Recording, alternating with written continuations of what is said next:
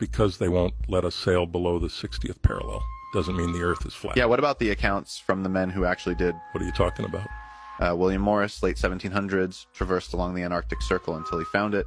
Found what? Summer's Gate, every Glober's worst nightmare, one of the 3 exits along the ice wall. Said the crew was too scared to go through it, but by the time they tried pulling out, it was already too late. Current yanked them through the opening into the other side, beyond the ice wall. My God. Sailed through these unknown waters until what? They were approached by a massive red ship, unlike anything they'd ever seen back home, and it started blaring an unbearable horn until they finally realized William and his crew were no harm. They brought them up on board, and the captain of this giant red ship introduced himself to William as the leader of the ancestral lands, said his name was Tolliver. Yawning, William was in shock at this point, like trying to take in the fact that there was like this whole reality outside of this ice wall barrier.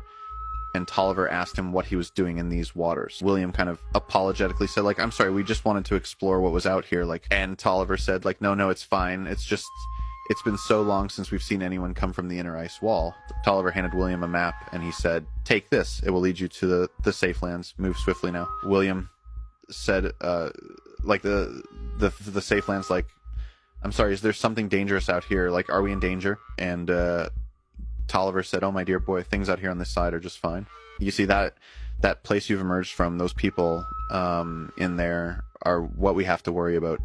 He said the leaders of the inner ice wall of your Americas are tyrannical oligarchs who will stop at nothing to keep control. And so William went back to his boat and told his crew about everything the captain said. He goes like, look, guys, I don't think we're going to be able to go back home.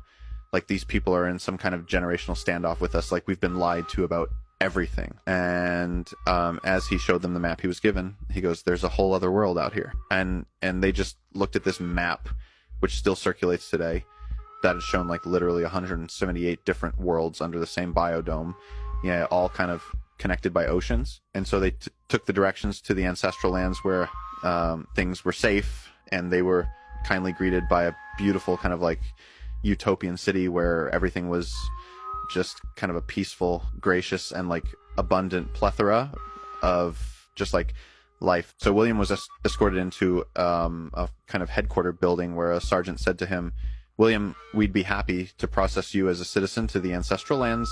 We are aware that you are from the inner ice wall, and we're deeply sorry about the things you've been subjected to. And William just said to him, like, but sir, my family, my people, like, they are all inside of there with no knowledge of these lands beyond. Like, what will be their fate?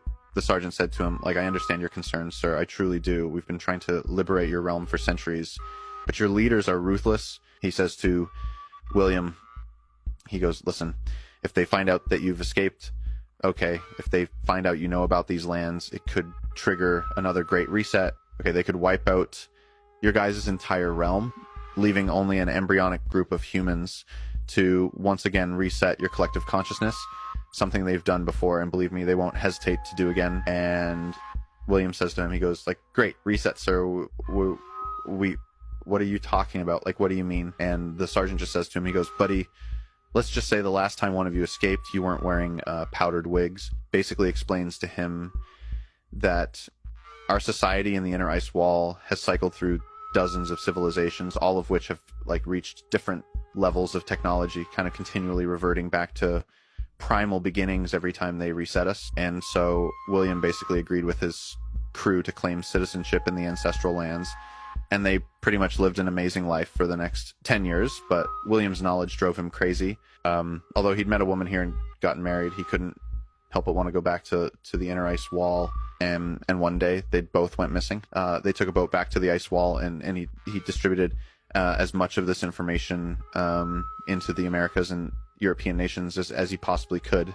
And this is where all the flat earth speculation has reemerged from,